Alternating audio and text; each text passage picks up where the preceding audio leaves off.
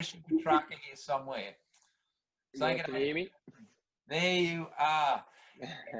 And Christian and I go back to the time when Christian was Eastern Rangers and I was the chaplain there, and that was very much the beginning of Salt as I started rolling out some of these courses. And I rang him the other day and I said, Christian, I'm not ringing you as a superstar footballer, which you've become, but as that young man that I knew and loved back in the day, cheeky Christian out at Eastern Rangers. So Christian, how you going? Good, going well. Enjoying the Queensland sunshine at the moment. Having a good break from the hub. Yeah. Now, tell us a little bit. You grew up in Melbourne. You played footy at Park Orchards and Warrandyte, and then Beverly Hills, which is a club that we work a lot with and love. Just think back to your junior footy and what were your favourite memories of growing up and playing footy? And, of course, basketball. You were an elite under-18 Australian basketballer as well. Tell us about growing up and playing footy at those clubs. Yeah, I mean, like every other kid, I loved my sport growing up. I had two older brothers, so whatever they used to do, I used to follow them. And when I was 4 or 5, going to their games, their basketball games and footy games, and just following them around and pretty much being bullied and picked on, I guess, so from older brothers. And but yeah, I fell in love with basketball and football growing up.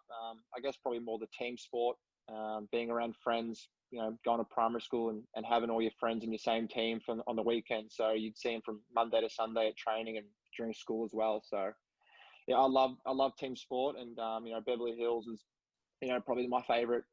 I guess for junior footy wise, probably my favourite memories there. I guess more just the development of coaching and the relationship with coaching, and probably I was at a time when I was 14 to 16 or 17 where you know, footy got quite serious and or was starting to get serious, and I developed really good relationships with the guys and with the coaching there.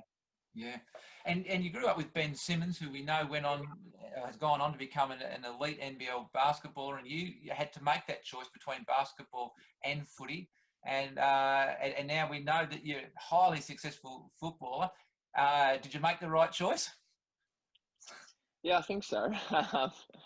First of all, I'm not 6'10", so that would have been a bit of a struggle there. But no, I think footy was always the number one for me. I grew up playing both, and you know, it was a hard decision, I'm not going to lie, but I felt staying in Australia and choosing footy was probably the better option, and yeah, fortunate to be in the position I am now.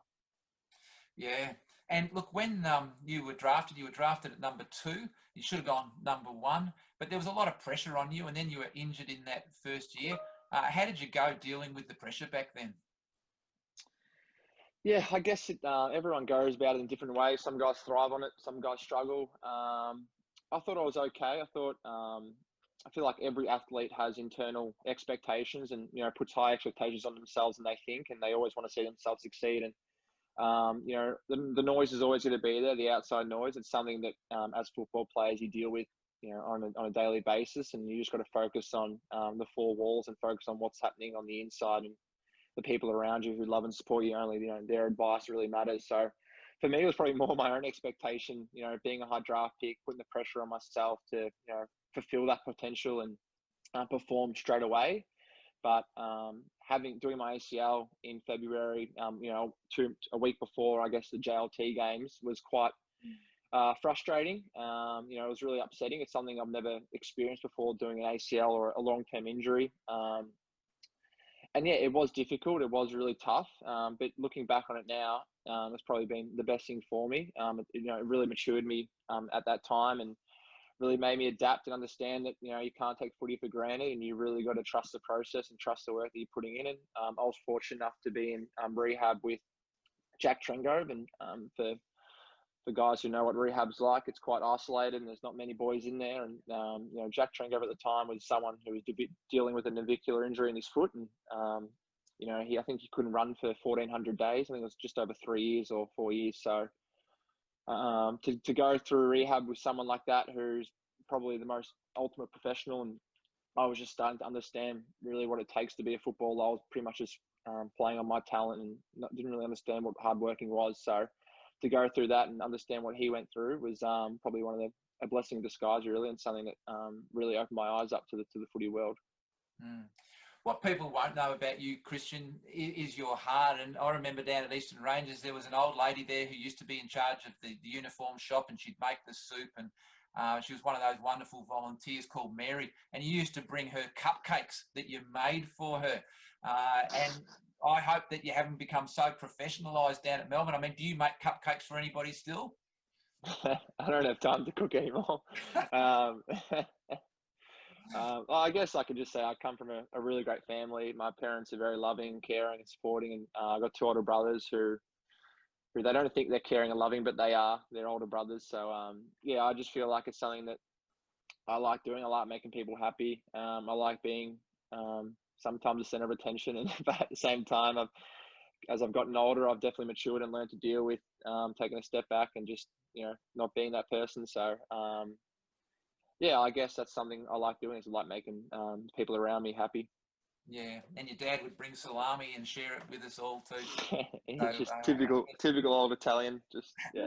Hey, I know we're running out of time, and we're probably going to go a little bit over. But how are you feeling about tonight? You're obviously one of the favourites. You nervous? For tonight? Oh, for the Brownlow. Sunday night. Yeah, Sunday. Oh, it's bad. I'm not playing tonight. I went to it 4 weeks ago. Nah, not at all. You don't play footy for individual accolades. Obviously, the expectation and not expectation, it's there and the noise is there. But I'll go to the Brownlow in Brisbane, or having one in every state, and just enjoy the night with my partner. But yeah, no real expectation on that. We'll see how we go. Christian, just thanks so much for joining us, and all of us who watched you growing up and play, so proud of you. Not just how you play footy, but who you are as a young man. So thank you.